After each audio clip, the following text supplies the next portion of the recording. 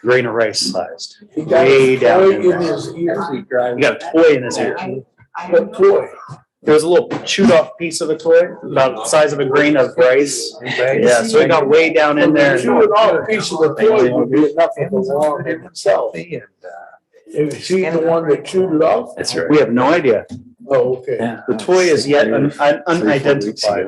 We're streaming. Yeah. We're waiting patiently.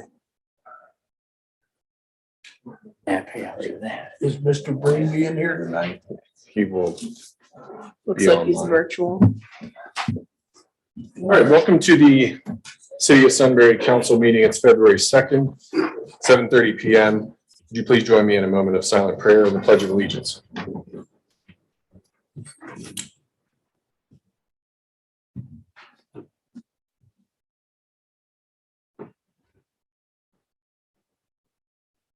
Amen.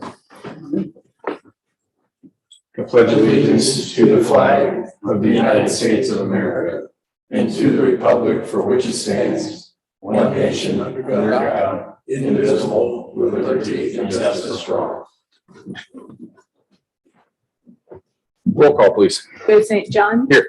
Damon Capel. Here. Tim Goes. Here. Murray Neff. Here. John Grumney. Here. David Martin. Here. Cindy Cooper. Here. Evan President. All right. We had a meeting on January 19th, 2022. I'd like to make a motion for approval. Second. Second by Cindy Cooper. Discussion? Roll call. Joe St. John. Yes. Cindy Cooper. Yes. David Martin. Yes. John Grumney. Yes. Murray Neff. Tim Goes. Abstain. Damon Capel. Yes. 6 yeas, 1 abstention. We have one scheduled visitor this evening. It's Mrs. Sheila Hiddleston, Director of the Delaware Public Health District. Welcome. Well, good evening, Mayor, Council, and staff. Sheila Hiddleston, your Health Commissioner. It's so good to see you all. It feels like I haven't been out of my office in forever. It's been a while. Yeah, really, it has. So just a couple of updates. First off, thank you for appointing Mr. Hatfield to the Board of Health. We're very excited to have him. I think we probably had a little bit more excitement than normal for our Board of Health, just with the trying to sell our building and things, but we've been very, very appreciative of him. And so hopefully he will be able to report back to you all that we do a really good job. So we're very happy to have him. I told him when the mayor let me know that he was going to be our representative, I said, well, that's good because he knows what the health district does. And so that takes a little bit of the orientation off the table because we didn't have to explain to him what it was we did. So the first thing, just to share with you that the District Advisory Council meeting, which the mayor is the appointee, is the 24th of March. It'll start at 6:45 with the real meeting starting at 7. And it's going to be at the Willis Education Center there on William Street, the old Willis School, not to be confused with Willis Board of Elections, because a lot of people get those. So, and of course, as you probably know, it's fine if the council decides that someone else wants to represent the council. You all just have to have that reflected in your minutes. I don't have to have a copy of the minutes, just if you decide that someone else is going to. We do have one Board of Health member that's open this time from the District Advisory Council. Some of you probably know Dr. Thruffall. I know he finally did decide to retire off of the board. He just got married, and I think he's moving on to bigger and better things. So we do have that one appointment open.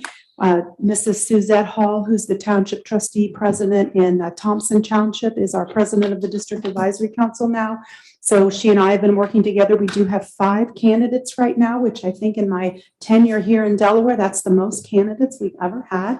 And so I'll be sending you out some information probably later this week, and I'll go ahead and include the names of those 5 persons that are interested. And then, of course, there will be nominations accepted from the floor if people decide they'd like to do that as well. Another thing is hopefully you receive some information from us that the health district is giving a mini grant. The board had set aside about $10,000 a few years ago, and then of course COVID happened and we've all been doing different things, but we decided to try to resurrect that. So we're not giving out a specific number of grants. Really the focus should be something that the city is going to work on related to healthy eating, active living, or smoke-free, so something along those lines. The board set aside $10,000. The amount of the grants will depend on how many applications we get. And I believe that those applications are due about mid-February. You should have received some information about those. If you didn't, I can send it again tomorrow. Do you remember seeing that? Okay, I'll make sure that we send it to you again. And then I'll send also the names of the staff members if you have any specific questions about it. So really, it's kind of open up to you all if there's something you're all working on, and we could, offer some support that way. Other than that, I don't really have too much to report. COVID, you probably are aware that the CDC changed the isolation guidance the 27th. Was it the 27th of December? So now we still recommend isolation for 10 days. That is, get you through your infectious period. But with the new guidance, if you stay home for 5 days, then you can go out and about your regular business as long as you leave a mask on. And then for quarantine, all along we've had what we used to call essential workers. So like your police department, if they needed their staff to work while they were under quarantine, they were allowed to work as long as they left a mask on and of course didn't become have symptoms or anything. Now, pretty much everybody is considered that way. So our students and everybody are allowed to quarantine in their regular place, so they can quarantine at school or at work as long as they do leave the mask on, and then again, stay home if they become symptomatic. So that was really a big change. In Ohio, then in response to that, about a week and a half ago, the Ohio Department of Health, through our Infectious Disease Control Manual, which is our Bible of infectious disease, pretty much they've told us we don't have to notify persons that are positive anymore because of universal contact tracing. Universal contact tracing works really, really well when we have small numbers of diseases and or we have diseases that people don't know what they're supposed to look for. For example, we do contact tracing and notifications if we have a pertussis whooping cough in the schools, because a lot of parents, especially young parents, have no idea what that is and wouldn't even know what to watch for in their children. With the amount of community spread we have at this point, and with the decrease in the amount of isolation time, by the time I send you your letter telling you that you have to isolate, your 5 days is pretty much up. And so that really does put the responsibility back on the individual. Of course, we all hope people do the right thing, but that kind of puts that responsibility back on them. And then, of course, we'll be following up on any clusters, major outbreaks. We're still working really closely with the school districts and helping them when they have outbreaks and things. So other than that, I don't really have anything major. I'm very excited that as of this coming Friday, with the exception of my disease control team, we're moving everybody back to their regular jobs. I'm knocking on wood because the last time I tried to do that, something bad happened and we had Delta. So it's true. We moved everybody back in the middle of July last year, and then all of a sudden here came Delta and I had to pull everybody back to COVID. But we think because the state has decided to go away from the universal contact tracing that it's time I should be able to let folks go back to their regular jobs. So, so if there is anything that you all are working on that we can work on with you, please make sure you reach out. I just lost my train of thought of who's your representative now. It was James, but it still is James, I think, James Schwarter. So he'll be here regularly. And then, of course, I try to get around to everybody as many times as I can. With 26, I can't come to every one of them every single month. Right. But is there anything you all are working on that we can work on with you? Or do you have any questions? How about, Go ahead, sorry, how about the availability of tests currently these days? Can you speak to that? Yes, I can. So most of our retailers have tests back in stock, which for a little while they didn't even have any. We do work really closely with the EMA and our library system, and we've been getting some of the free tests when they're available. And then we give them to our first responders and public safety. We give each of those groups a small supply, and then they're kind of opened up to the public. So the libraries have had those. We right now, as of just about an hour ago, I got an email. We have 96 available. The last time we got some, we had ordered over 1,000, and I think we ended up getting like 700, and then they were gone within hours. But the good news is you can get those now back in the stores, which at that point you couldn't even find them in the stores. The one thing I would tell folks is I know that in November, there was a big push and everybody thought, well, let's use these as screening tools. And I would tell you as a public health person, these tests really aren't intended to be screening tools. And I think that's one of the reasons that all of a sudden we didn't have enough tests. If you take the test before you have enough of a viral load, it's going to be negative. And what we find is with the studies and even just anecdotally with our teams, you're most likely to have that positive test between day 3 and 5 of your exposure. Sometimes as late as day 7. So we kind of recommend if you have been exposed and you think you might, maybe you're still asymptomatic, but you're concerned, it's that day 3 to 5 is the better time to test, as opposed to if I call you up and say, hey, I have COVID and we were together yesterday, it's very unlikely that unless you had been exposed at another point that you would test positive at that point. So while screening is fine, and I certainly understand why the federal government recommended that, it's probably just not the best use of our tests when there are limited supplies. Thanks. Sounds like folks are interested in the health district, serving just like they were in the school boards most recently. Yeah. So there's a lot of excitement around that right now. Yeah, I did want to mention, I'm glad you said that. So you may have noticed our Sudbury office for the last few months, we've had some days we've had to close, and mostly that's been related to staffing. Our health district is not immune to having staff with COVID and trying to make sure that we had enough people to move around. So we did just move our vital statistics department, which is who leads that clinic, under another group. So now they're training more people to be able to manage that. But we are seeing immunization clients now regularly and WIC clients regularly over there, as well as in the morning, our environmental health team is there in case somebody needs questions answered. That's great. It's a blessing to have you in our community. We're very appreciative of that. I was going to ask about the new facility, and if you could just give a quick update on how that's going. I'm sure a million things are running through your mind, but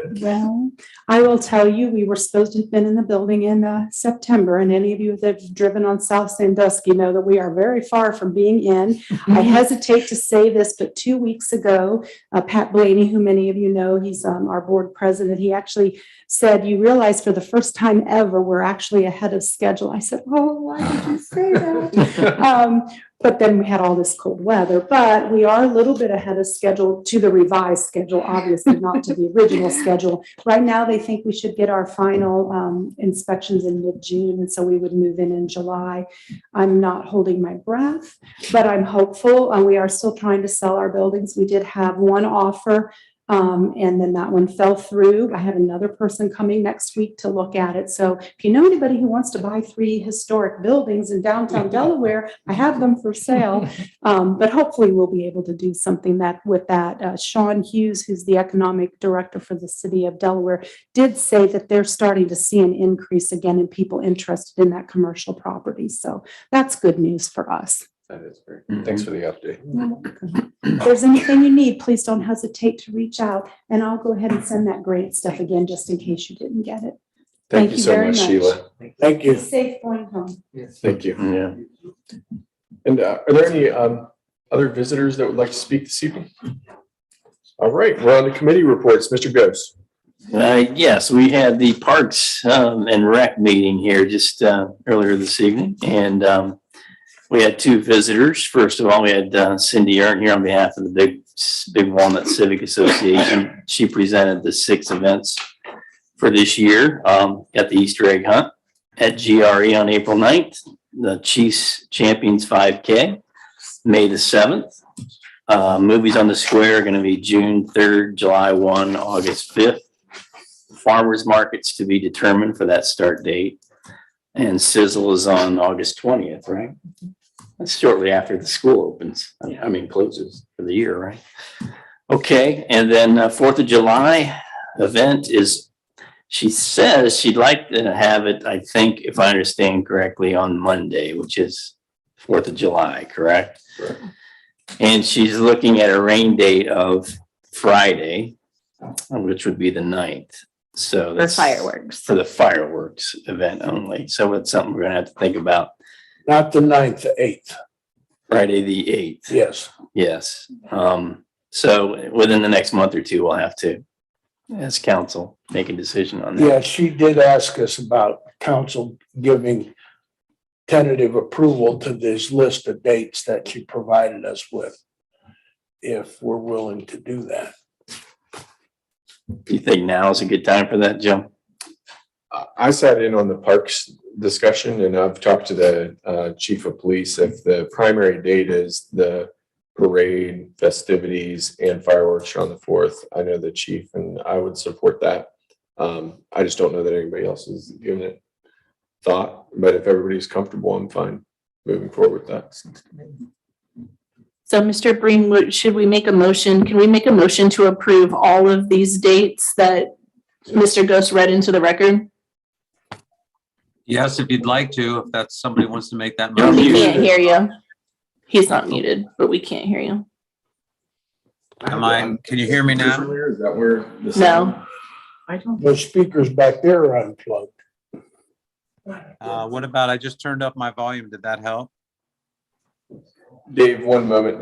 Yeah, hold on, We Dave. can see you talking. We can't hear you. Okay. I think it's us.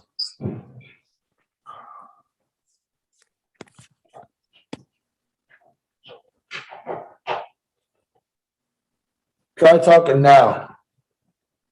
Okay, this is a test. Yep, you Yes. came through. Yeah. Okay. Is So that the coming through the answer, yeah, speaker? Yeah, the answer, Cindy, is yes, you can move those. You can move those as one motion if you would like. The motion.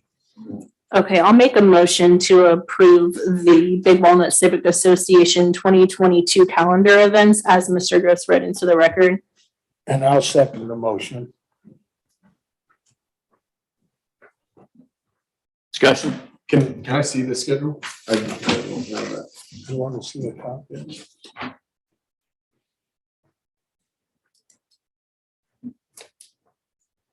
She did talk about doing the fireworks on the 3rd and the rest of the events on the 4th, but we all agreed that it'd be better to have the fireworks as the closing event of the weekend rather than the beginning event of the weekend.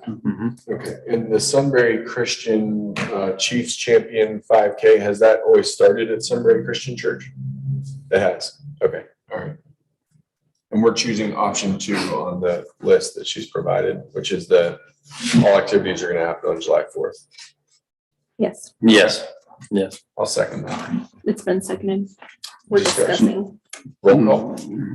Cindy Cooper, Yes. David Martin, Yes. John Grumney, Yes. Murray Neff, Yes. Joe St. John, Yes, Tim Goes, Yes. Damon Capel, Yes. 7 yeas. all right.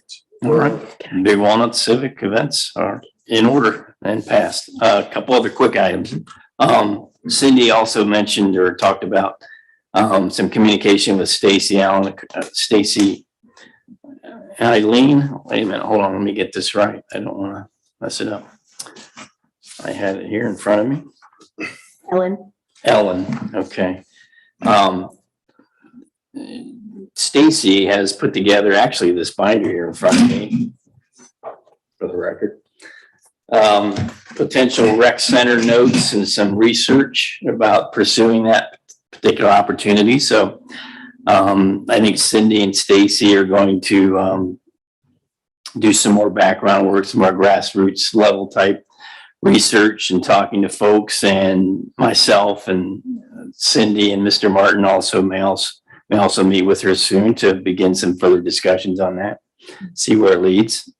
But it's obviously something that's been on our agenda for a while. So that's at the top of our list with regard to completing trails and getting a rec center here. So it's a good thing and a positive thing and a good development.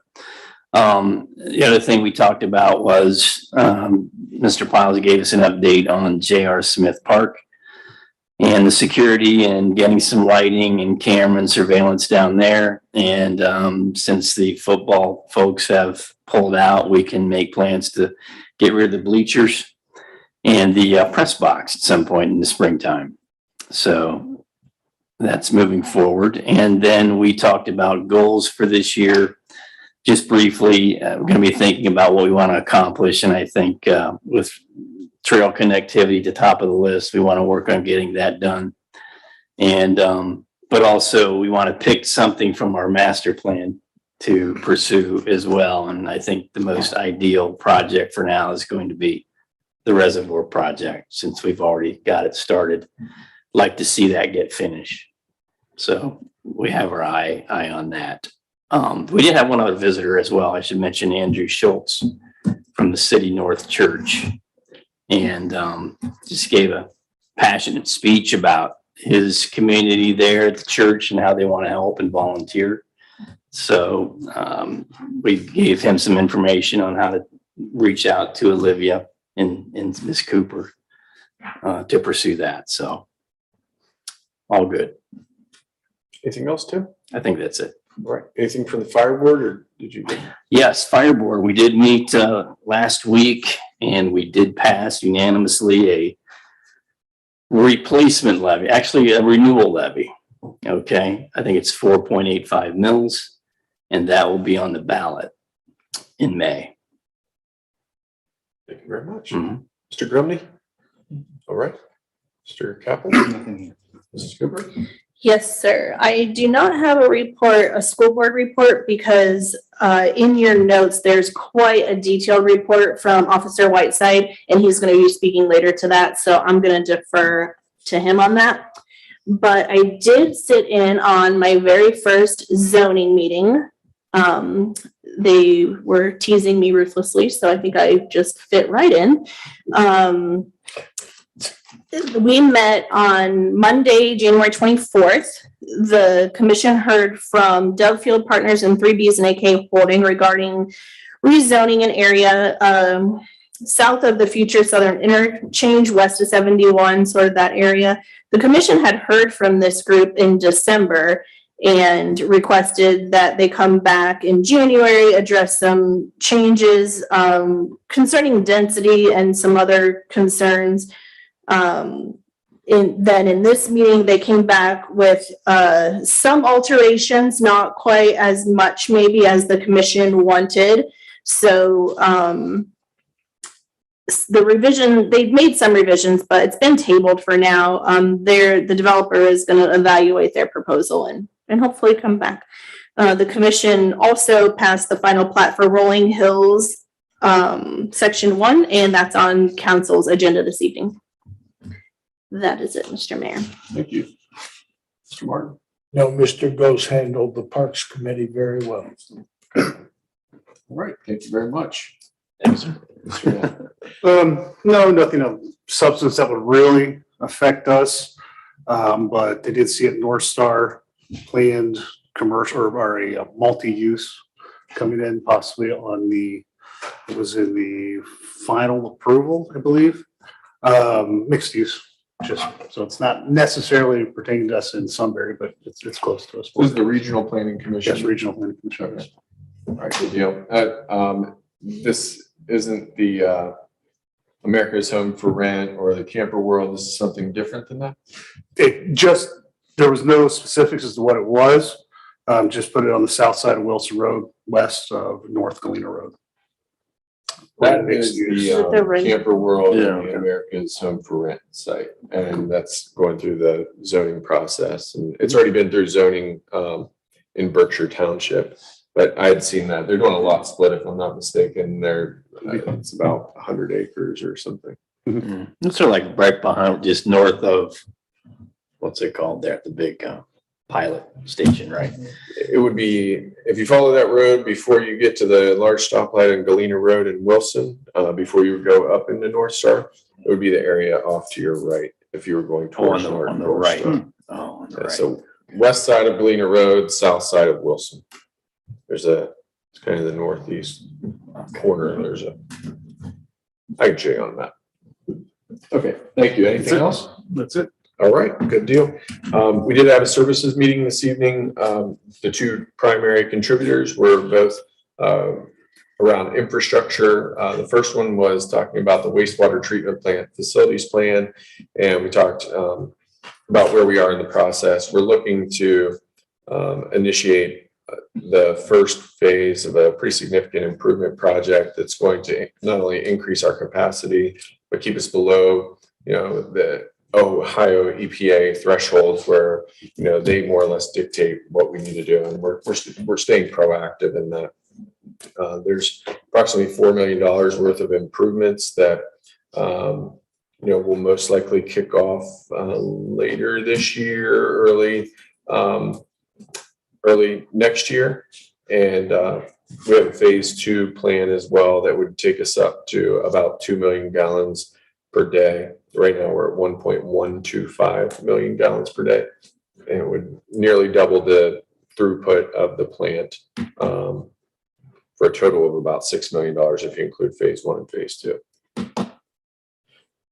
We also covered in detail, Mr. Bob Keederly from CT Consultants covered a very comprehensive early overview of both the high school traffic impact study and also layering in Sudbury Parkway and growth elements. He was showing to the services committee, you know, the cost and the improvements as designed for the traffic impact study.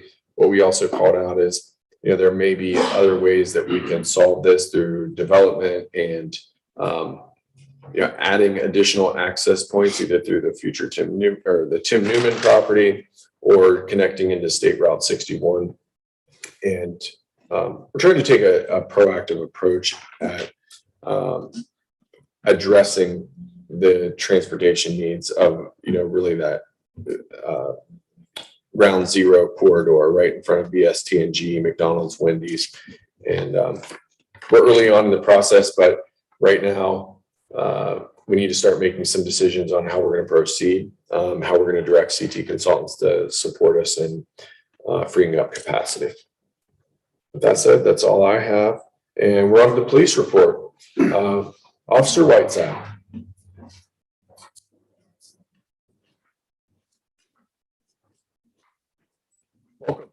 Thank you. Good evening.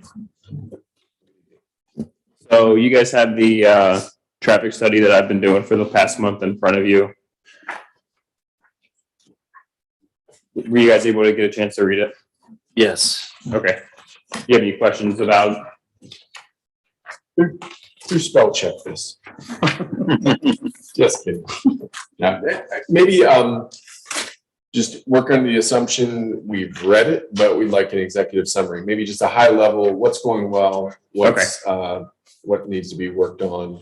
Okay, so as you guys know, I was starting at the traffic light using the traffic signals to change the lights. I ended up moving from there and going over to Noah's Ark because our biggest issue was over at Tippett Court with cars trying to turn left into Tippett or cars leaving Tippett, turning left to head to the school. We have been playing a couple do not block intersection signs that are coming, that are being ordered. And I know we have no through traffic signs at the Advanced Auto because we're having cars that are cutting through there, trying to cut through the light and head to the school that way. You guys have from the radar signs. The first one is the North Miller Drive and the Fayborough Drive. I did pulled separate data entries for 1/3 of 2022, the day before school opened. You had 526 cars between 7 a.m. and 4 p.m. Moving to opening day, it jumped up to 772. I picked another random day, which is the 6th, which is 813 cars. Between the 772 and the 526 is a 246 vehicle difference between school hours, and the 813, a 287 vehicle difference between school hours. The next page, I broke it down to the times that I'm out there from 7 to 8. On the 3rd, you had a total of 84 cars. Opening day, the 4th, it jumped up to 212. And on the 6th, 215. It's 128 vehicle difference in an hour and 131 vehicle difference in an hour. So 50% of the cars are driving between 7 and 8 or 2 and 4. Out of those 800, you know, the overwhelming majority are, you know, in that block of time, and anybody that's driven during that time, can see that with their own eyes, but it's good to see the data behind it. Okay. So from the 2 to 4 on 1/3, you have 154 cars. 1-4 for opening day is 206, 1-6, 234. That's a 52 vehicle difference and 80 vehicle difference. And it's the same data for the leaving the school, the North Miller Drive near the Myers Drive. And you're able to see the big difference between those. Got a lot more traffic leaving the school at different times. It jumps from 255 to 573 and 552, which puts it at 318 vehicle difference and 297. And from the, I was gonna say, it feels a little heavier than that. I know these are 15-minute intervals, but it's saying, you know, the peak one in, let's say, opening day, 33 cars in a 15-minute window. Yeah, that's what, 2 cars a minute. It feels like more than that, but I mean, the data is not lying by any means. And maybe that's spread out over the 15 minutes, but there's definitely peaks and valleys, and it's pretty short-lived, right? I mean, yes. You're seeing like spikes in 8-minute intervals. It gets really critical and then kind of dissipates. Yep. So like between 7:15 and 7:30 in the morning when I'm sitting there, that's when you have the bolt of traffic coming in. About after 7:35, it just all goes back to normal traffic. I did bring a copy of the full data sheet for last week. It started at 124 and lasts for 7 days. So this is the North Miller Fabro sign. There was a total of 10,147 cars that traveled down North Miller that passed that sign heading into the neighborhood. So it takes into account that there's 2 basketball games also between these 7 days. And with the North Miller and Myers Drive, this is the same 7 days starting on the 24th. It was 4,883 vehicles that were either leaving the school or leaving the neighborhood. It's good data. I know we've heard some resident concern around speeding, and you know, I think that's probably compounded by the amount of traffic, right? Right. I mean, it's got to be shocking to anybody who's driven back there that, okay, this is more than double, as the data says. But when I've driven back there, I wouldn't say I've seen speeding necessarily. I've sat with you guys in the morning and watched traffic. I'm not seeing folks flying through. I'm not saying that doesn't happen, but people speed on my street too, just like they do everywhere. You know, I mean, 1 out of 10 cars is going, probably significantly higher than they should. But, you know, based on your ground level observations, do you feel like we have an issue or anything that we need to do to address a potential issue? So I listed some recommendations. One of the recommendations is to have, so the parents are coming, when they're dropping the kids off, they're coming back down North Miller. If we're able to shoot them out down Kittner Parkway, it would alleviate the traffic with the people exiting the neighborhood, and then the residents as well. Because with the majority of the traffic, with people trying to turn left into Tippett, it's the people that are coming out of the neighborhood that are blocking the intersection, and cars aren't able to turn. Right.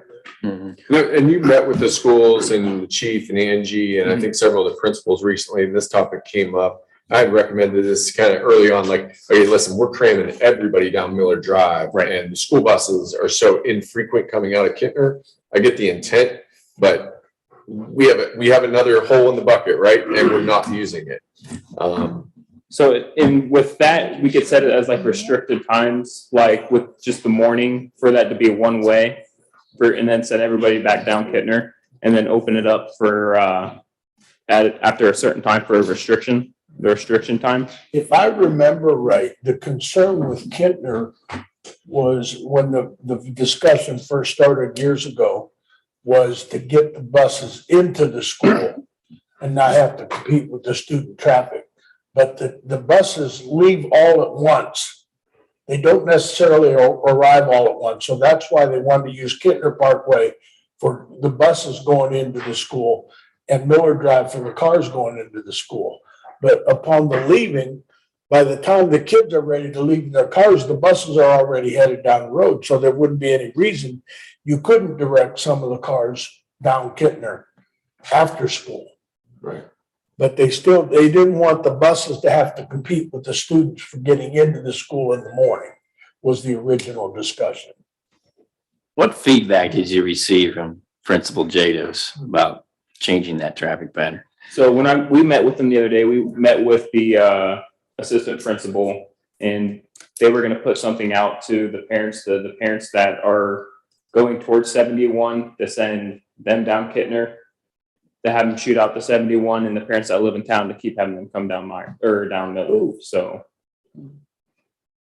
and I'm not sure where we're at with that right now because we just had the meeting a couple of days ago. So I think the general gist of it from everybody I've talked to is everybody was open to suggestions and open to changing it. And that's why we wanted to have this meeting, at the end of the first month. Let's do a quick recap. Where are we? Because some of these things are clearly evident. You're trying to send all the parents and all the student traffic up Miller Drive, and it's backing down past the driveway onto Miller Drive, as you know. Yes. Let's think this through. So I think everybody's coming with a collaborative attitude. I mean, it didn't sound like there was any pushback, and everybody's trying to figure this out. yeah, we're all still trying to figure it out, and I probably still continue taking notes and whatnot to see if there's any other changes. Because like I was saying earlier with the do not block the intersection, right now I'm acting as a sign with my lights on to see how many people are blocking the intersections and whatnot. And if they're blocking it, I'll go out and have a talk with them and let them know, hey, try to stop further back so you're not blocking the intersection so people can turn left. Some people are starting to get a hint of it and take action and stop behind. So it's gonna be interesting to see what happens when we get the signs in play and then go from there. One other thing, I think you were here during the services meeting. We talked with Mr. Keeterly earlier about potentially just reevaluating the signal logic, making sure that things now with the high school being open, they're lined up and that, it's programmed correctly. For the most part, it seems to be, I mean, if you look big picture, it's working well. Right. Compared to what we thought it was going to do. But, we can always improve. Has the signal changed at all, the timing and the sequencing since opening day, or have you kept it the same? It hasn't been reprogrammed or anything. Yeah, it hasn't been messed with yet. And at this point, it hasn't been optimized. I think it's at one opportunity. I don't think it's going to fix everything. I think the biggest thing that's going to fix stuff is we operationally, twist the dials. And I don't mean like the signals. I mean where to direct parents and students and kids and that type of thing. So I know Sergeant Meacham and Officer Alexander have been out there with me monitoring traffic and sitting at different points as well. And I've gotten with them, and it's not as bad as what was anticipating. It's more tippet than anything right now with that. And that will be something we need to think about when we're talking about larger scale things is we've got Tippett Court, public street, we've got Tippett Court, private drive on the other side. We've got the Wendy's entrance. Those three things right there are going to be kind of the biggest headache that we work through for a variety of reasons. But, you're feeling the brunt of it right now. And the folks trying to get up Miller Drive, it's a challenge. I did want to mention, and I'm probably I don't know when this was drafted, but probably you've talked to the schools that at the last Board of Education meeting, they changed their meeting schedule for 2022. So they won't be meeting. They used to meet once a month in the mornings, and that's not the case anymore. Okay. So you won't see another Board of Education meeting in the morning until June. And so you won't have a problem with the kids or students and everybody. And then there's really only 2 more scheduled in September and November. Okay. So even though that's just one small thing, it will take that away from you. You won't have that to deal with anymore. Okay, cool. Yeah, when they had that board meeting, traffic was Yeah, I heard. Yeah, You gotta almost buy tickets to get into a board meeting. that's fact. I know someone. Anything else on the traffic? back to the speeding issue. Can you speak to that somewhat in more detail, what you found there? So just any of the charts or Yeah, like average speeds during that time. And I know you showed me some data earlier with. So with between 21 and 25 miles per hour, there was 3,800 cars obeying the speed limit. At 26 to 30 miles per hour, you had 2,841 cars. 35 miles per hour, 436 cars. And then We would call that real quick. I don't want to say anybody can go 10 miles over the speed limit, but let's call it like that is the kind of the demarcation line. 35 and below. I know the speed limit is 25. Yeah. But you're not going to pull somebody over for going 27, or I mean, you could pull somebody over for going 31, but I mean, in general. Yeah, I mean, we are pulling people over it'll say for- you're speeding at 26 miles per hour with how I have a program at 25 miles per hour is the speed limit. So, And this is measuring around 10,000 vehicles, right? yes, Over a week, I think. a week period. Yep. So how many are over the 35 limit? And you can talk in terms of percentages. I mean, So, well, 3%, 13%, 46. You have 46 cars. total vehicles. Yes. Out of 10,000. Out of 10,000. And then when you have three, Not a so huge problem. You probably have your 50 mile per hour guy in there. 50 cars altogether over 36 miles per hour. You got your soccer PTO mom going 62, one of those. So When you're late, you're late. so only 50 cars out of 10,000 measured in a week Are going above 36. were over 36. Yeah. And that's the part where I'm saying, I see people speed down my street. You do too. But on the aggregate, what solutions could we put in place to prevent that? Yeah. Like, I don't know, those pillars or something that shoot up and like grab their bumper. I don't know.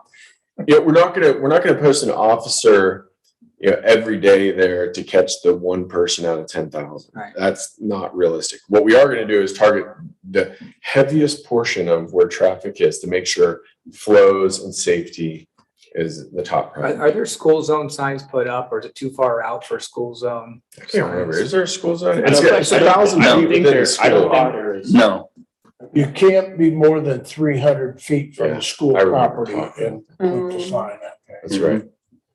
And so I want to say it's like 1,500 feet from, does that sound? The upcoming school zone. Yeah, just tweak it a little bit to say you're approaching. Coming soon. there's no speed limit signage on the school-owned service road either. A couple of parents were asking me about possibly installing that, but the school would have to do that. It's their property. Yeah, it's private property. You know what I mean? We could always It's put a not sign our up right in property. front of the line there where it separates. There's nothing right there. That might help. Yeah. Like Fairland Drive once it turns from Fairland Drive to the school driveway has, I think, a 15 mile per hour speed limit sign. It's one of those small ones. Mhm. Yeah, that cuts in between the woods, but that wasn't us. Nor could, I don't think we could enforce that either, right? Private property. Yeah. So. Spike strips. I mean, if school wants to do it, they can do it. Anybody have any other questions? Yes. How's the SRO portion going? It's going great. And it's fun. We, at the meeting, I'll be the point of contact for Big Walnut Middle School, the intermediate school, General Rosecrans Elementary, and Big Walnut Elementary. It's great. And then Deputy Snyder will have the other ones. That's from 8 a.m. So To- 7 to 8, I'll be doing traffic, and then 8 to 11, I'll be inside the schools. Mhm. It's going well. You're the right guy for the job. Yeah. Thank you. Thank you. Excellent. Thanks Yeah. for such a detailed report. I read through it and I appreciated every word of it. So thank you for taking the time to share that with us. No problem. Thank you. Anything else? All right. Thank you very much. Thank you. Officer Whiteside. All right, we're on to the administrator report. Steve Klaus. Thanks, Mayor. My report was in your packet and in OneDrive, and I will, for the sake of brevity, entertain any questions you might have. Impact fees. Impact fees. I saw it was in your update, but next meeting we should have legislation. I believe so, yeah. They have started the drafting of the legislation. Excellent. Anything from Mr. Piles? You're a busy man, Mr. Piles. Yes. Having fun. Thank you. All right, thank you. Ready to get some support in here and help you? Sure.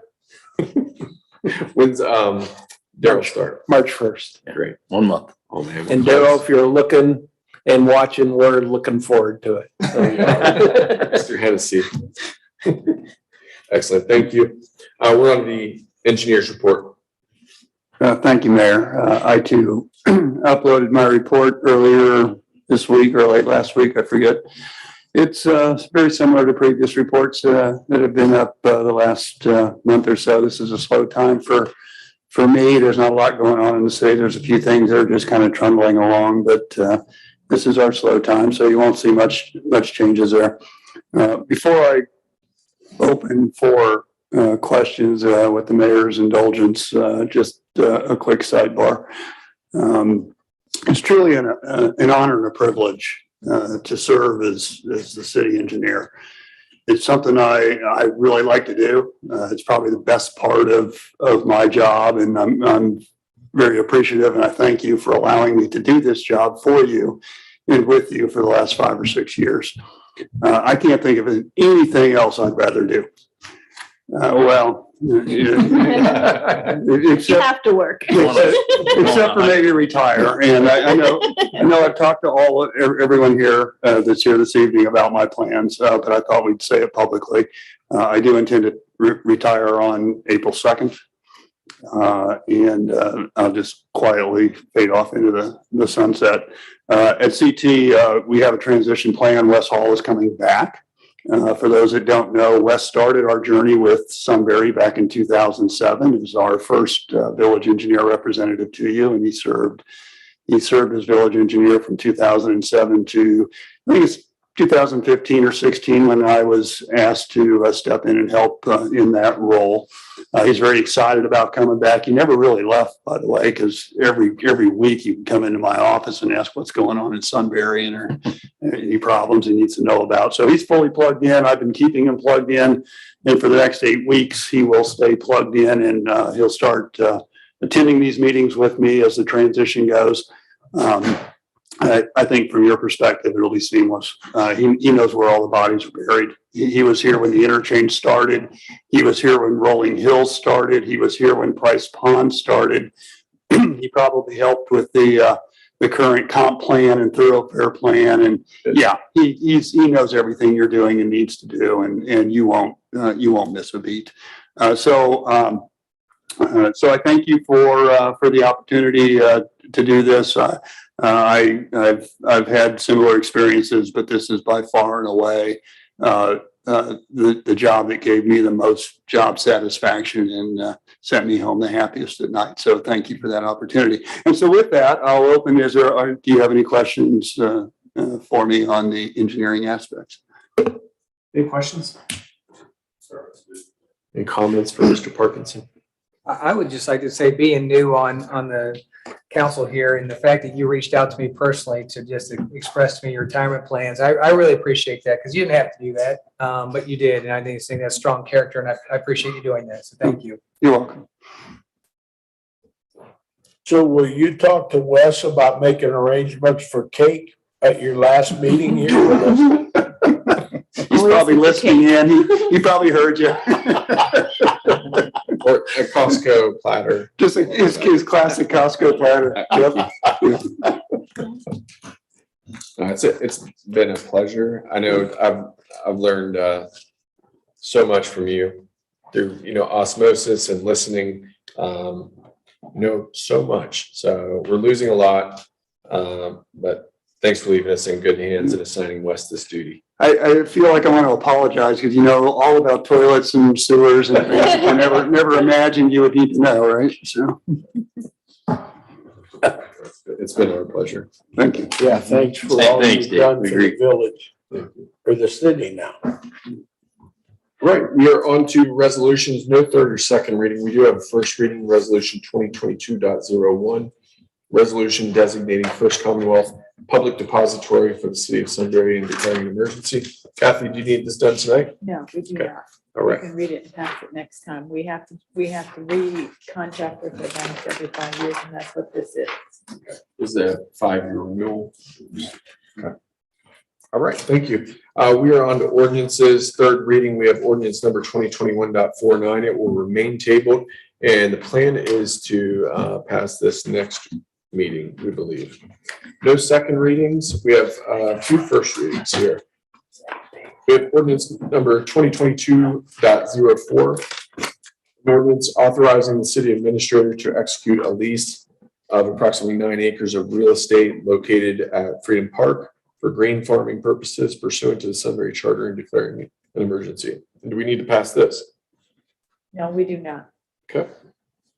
We're on to ordinance number 2022.05, an ordinance approving the final plat for Sudbury Rolling Hills, Section 1, and declaring an emergency. I would imagine these guys are ready to go, and this has been approved by Planning and Zoning Commission. And this is the, as I say, nitty gritty detail that's going to allow them to start building, issuing occupancy permits, all that stuff. Yeah, selling lots. There you go. Good deal. I'd like to make a motion to suspend the rules. I'll second. Second by Tim Goes. Discussion. Roll call. Joe St. John. Yes. Tim Goes. Yes. Damon Capel. Yes. Murray Neff. Yes. John Grumney. Yes. Cindy Cooper. Yes. David Martin. Yes. 7 I'd yeas. like to make a motion on the emergency. Second. Second by Tim Goes. Discussion. Roll call. Joe St. John. Yes. Tim Goes. Yes. Damon Capel. Yes. Murray Neff. Yes. John Grumney. Yes. Cindy Cooper. Yes. David Martin. Yes. 7 yeas. I'll make a motion on ordinance 2022.05. I'll second. Second by Tim Goes. Discussion. Roll call. Joe St. John. Yes. Tim Goes. Yes. Damon Capel. Yes. Murray Neff. Yes. John Grumney. Yes. Cindy Cooper. Yes. David Martin. Yes. 7 yeas.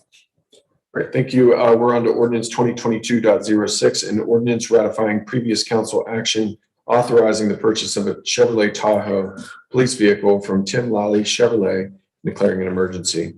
And I think the chief wants this to move forward. Motion to suspend the rules. Got a motion to suspend the rules, Dave Martin, Second. second by Damon Capel. Discussion. David Martin. Yes. Damon Capel. Yes. Tim Goes. Yes. Joe St. John. Yes. Murray Neff. Yes. John Grumney. Yes. Cindy Cooper. Yes. Motion on the emergency. Got a motion on emergency, Dave Martin, Second. second by Damon Capel. Discussion. Roll call. David Martin. Yes. Damon Capel. Yes. Tim Goes. Yes. Joe St. John. Yes. Murray Neff. Yes. John Grumney. Yes. Cindy Cooper. Yes. 7 yeas. Motion on ordinance 2022.06. Got a motion by Dave Martin on the ordinance, Second. second by Damon Capel. Discussion. Roll call. David Martin. Yes. Damon Capel. Yes. Tim Goes. Yes. Joe St. John. Yes. Murray Neff. Yes. John Grumney. Yes.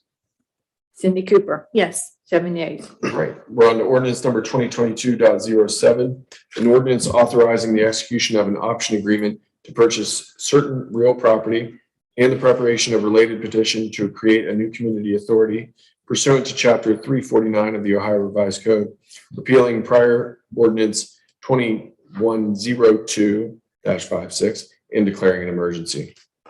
And before we declare an emergency, I think they should be repealing ordinance 2021-56, because 2102 wouldn't be for 80 years yet. You still gonna be around then? I might be mayor by then.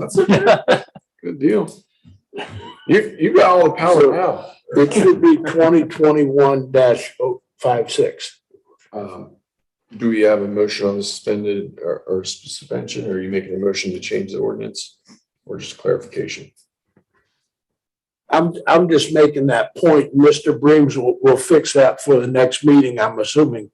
Right, In we the minutes of- we can fix that. That may, I'm not sure if it was in the ordinance or just on the agenda itself, but we can fix that. Okay, Thank you. Just a typo. Okay. well then I'll make the motion to suspend the rules. We have a motion to suspend rules, Dave Martin, Second. second by Cindy Cooper. Discussion. Roll call. David Martin. Yes. Cindy Cooper, Yes. John Grumney, Yes. Murray Neff, Yes. Joe St. John. Yes. Tim Ghost, Yes. Damon Capel. Yes. Motion on the emergency. So motion on the emergency, Dave Martin, Second. second by Cindy Cooper. Discussion? Roll call. David Martin, Yes. Cindy Cooper, Yes. John Grumney, Yes. Murray Neff, Yes. Joe St. John, Yes. Tim Ghost, Yes. Damon Capel. Yes. Motion on ordinance 2022.07. The motion on 2022.07, Dave Martin, Second. second by Cindy Cooper. Discussion? Roll call. David Martin, Yes. Cindy Cooper, Yes. John Grumney, Yes. Murray Neff, Yes. Joe St. John, Yes. Tim Ghost, Yes. Damon Capel. Yes. 7 yeas. It is listed correctly in the actual ordinance, and Not That'd in be the heading. pardon? It's not right in the heading. me? Okay, you're right. Sorry, I was reading down into the detail. Thank you. All right, so we're good on that one, right? Good. All right.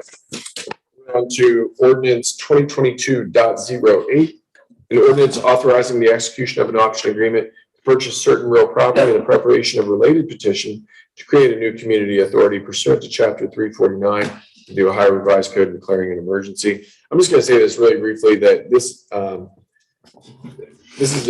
two are for two different properties. So Metro Development owns one piece of property and the B and Coney's own a different piece of property. It's the same concept. We're entering into option agreements for both. And with that said, did I hear you make a motion, Murray? No, I didn't. Okay. Motion to suspend the rules. We got a motion to suspend the rules, David Capel, Have mercy. Second. second by John. Good job, John. Discussion? Roll call. Damon Capel, Yes. John Grumney, Yes. Tim Ghost, Yes. Joe St. John, Yes. Murray Neff, Yes. Cindy Cooper, Yes. David Martin. Yes. 7 yeas. Motion on the emergency. Got a motion on the emergency, David Capel. Did I hear you second? John? You did, yes, Okay, second. second. Discussion. Roll call. Damon Capel. Yes. John Grumney, Yes. Tim Ghost, Yes. Joe St. John, Yes. Murray Neff, Yes. Cindy Cooper, Yes. David Martin. Yes. 7 yeas. Motion to approve ordinance 2022.08. Motion by Mr. Capel on 2022.08. Second. Got it in. All right. Watch him go now. Discussion. Roll call. Damon Capel. Yes. John Grumney, Yes. Tim Ghost, Yes. Joe St. John, Yes. Murray Neff, Yes. Cindy Cooper, Yes. David Martin. Yes. 7 yeas. All right, good deal. I'm gonna start with the new business that we have on the agenda, then we'll go around the horn and do a new and unfinished business for everyone. We have a contract addendum, 220 North Columbus Street and 32 Sedgwick Avenue.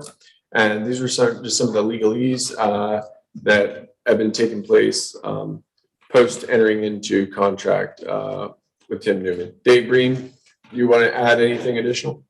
That's correct. So the contract that you authorized at your last meeting provided for an attorney review period. So Mr. Newman's attorney reviewed it and came forward with the items in this addendum. These are actually items that we have since discussed and negotiated. Administration is requesting that you approve these. It does start when this addendum's approved. You know, that will start our due diligence timelines. Generally, we have 45 days to conduct inspections and so forth, which will happen. But again, these are a result of the original contract allowing for attorney review. Mr. Newman's attorney did not have the opportunity to review it prior to it being signed. So once he did, he came up with some comments. Again, we've negotiated those comments into something we're all comfortable with, and this will allow us to move forward. So we're asking for a motion and a vote to approve that tonight. Make a motion. Second. Second by David Capel. Discussion. Roll call. Joe St. John. Yes. Damon Capel. Yes. Tim Ghost. Yes. Murray Neff. Yes. John Grumney. Yes. Cindy Cooper. Yes. David Martin. Yes. 7 yeas. All right, motion on mowing bids. I may have missed it. I couldn't find it in my packet. What are we approving? We're giving us authorization to go out for bid. Oh, okay. Yes. Yeah, please. I'll make that motion. I'll second. Second by Tim Ghost. Discussion. Roll call. Joe St. John, Yes. Tim Goes. Yes. Damon Capel. Yes. Murray Neff, Yes. John Grumney, Yes. and Cindy Cooper. Yes. David Martin, Yes. 7 yeas. And this refresh my memory. Is it a 2 or 3 year contract? We We've been did doing it every year. We every year? Yeah. We are putting a multi-year option on it. Okay. Yeah. Good. We've awarded it the past couple of years to First impression. First Impression. Yeah, they've done a really good job for us. Okay. They've been hesitant about multi-year contracts because they don't know what the price of labor and fuel, et cetera, et cetera, et cetera, is gonna be Yeah. over time. Pretty volatile right now, yeah. Yeah. Okay. All right, this next one, we have a Polti easement acceptance of a multi-use trail, and I believe this is the final leg of the Ohio Fallen Heroes Memorial. Is that what we're looking to approve? Yes, it's the section that parallels their detention basin there on the north end of Sudbury Meadows. Excellent. This easement is for trail purposes. It is an alternate route to connect from where the trail ends now to the sidewalk along, as Dave said, their stormwater detention basin. It was reviewed legally. It's been signed by them. I just need a motion and a vote to approve the acceptance of it so we can file it. I'll make that motion. We got a motion by Cindy Cooper. Second by Murray Neff. And the section where it is in the engineer's report is this green line on the Ohio Fallen Heroes Memorial section there. All right, we've got a roll call. Cindy Cooper. Yes. Murray Neff, Yes. David Martin, Yes. John Grumney, Yes. Joe St. John, Yes. Tim Goes. Yes. Damon Capel. Yes. 7 yeas. All right, and we're getting ready to do something historic right here, and we are getting ready to appoint 6 residents, willing residents, to the Board of Zoning Appeals, 2 of which are for a 1-year term, 2 of which are for a 2-year term, and 2 of which are for a 3-year term. We have those listed in your packet. You can see the lucky winners right there on the screen. I believe we have one in the audience today. You want to come on down? Have anything to say? Come on up, Nick. We are very excited about this, to get this team off the ground. This was, the Board of Zoning Appeals was formed as part of the charter process.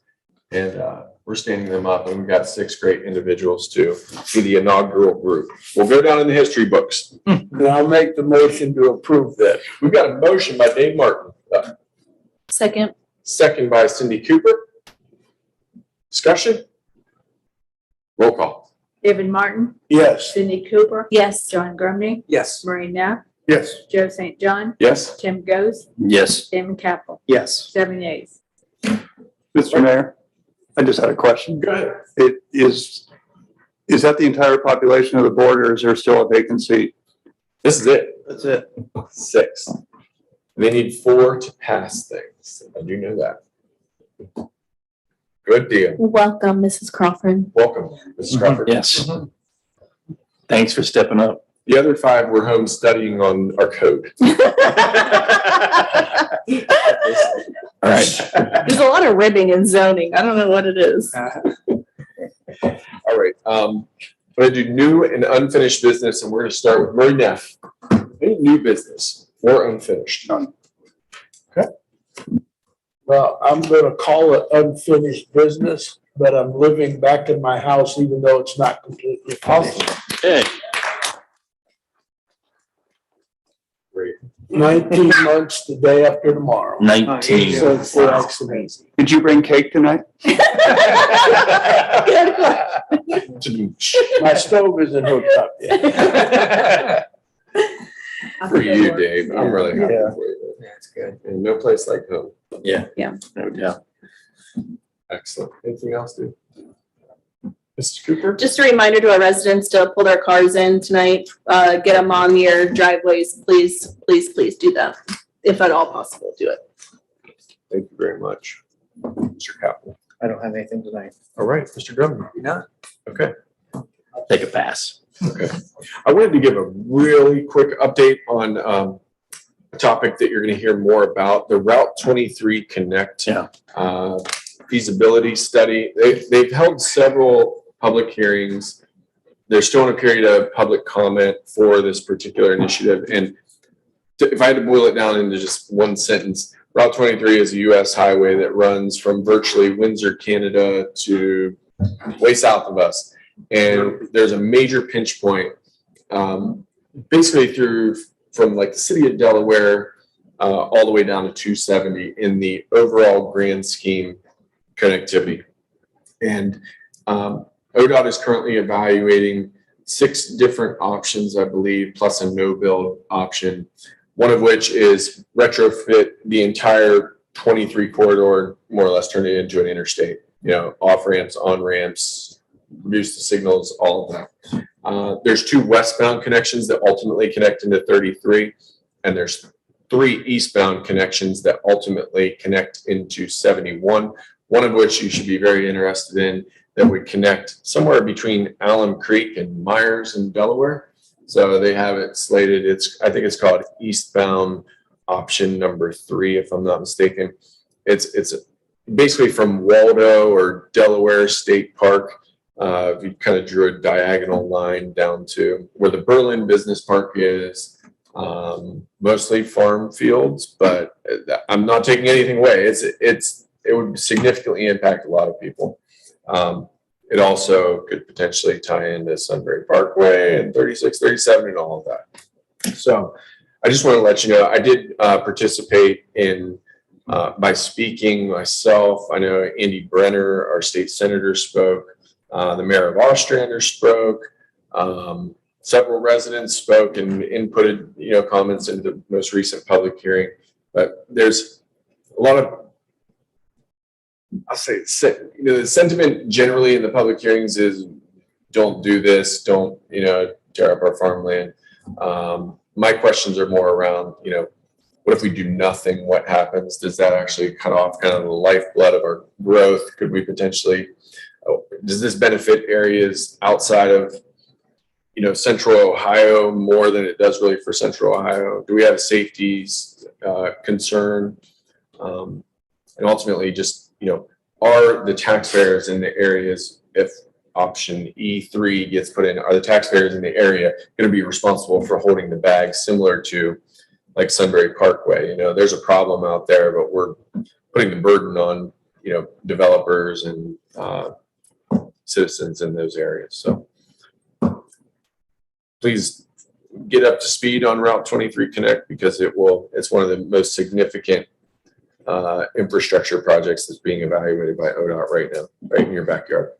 Are they doing frequent meetings, or was that just like a one-time mayoral meeting? No, or it was definitely not mayoral. I think there were hundreds of people on that phone call. There were a few elected officials that chose to speak, but the majority of the questions were coming from residents. Okay. So do you think they'll be do you know if there's going to be more meetings scheduled? For this phase, I think this is at phase 2, if I'm not mistaken, Bob or Dave. This is phase 2 in kind of the due diligence process, where they're in they've got some concepts diagrammed, and they've already closed out their public hearings. But you can still, they have a whole big website. Yeah. Lots of maps. You could go to their website to submit comments. What's their website? ODOT. Oh, just the ODOT one? Yeah, it's like ODOT/23 I wasn't sure who through plan or something. were. Yeah, Okay. been on there. They've done a lot of research. Okay. There's been a lot of feedback. information even since the public hearing I attended last week. Bob, you probably saw it. There was I don't want to call it a leak of information, but there's some information that got out that showed kind of behind the scenes some of the information that's being generated from consultants, that maybe if I read it without having any context, I would think, wow, they've already landed on what they're going to do. I don't know that that's the case. I think they're still in the due diligence period of figuring that out. But how about this? I'll send the link to Steve and send it out to all of council so you can look into this. Yes. Thank you. Yes. That's all I have. Steve, I know you're a busy man. We've attended a lot of meetings this week together. We're looking at everything right now. So good work. Where am I? Do we have to go Everybody? into a? Do we have to go into executive session? I feel like we have the right not to. We weren't sure if you would need to or not. Oh, wait. I don't think we need one tonight that I'm aware of. Great. Motion to adjourn. Second, discussion, roll call. David Martin, Yes. Joe St. John. Yes. Cindy Cooper. Yes. John Gardner, Yes. Maureen Knapp, Yes. Jim Goes, Yes. Dan McCaffrey. Yes. 7 yeas.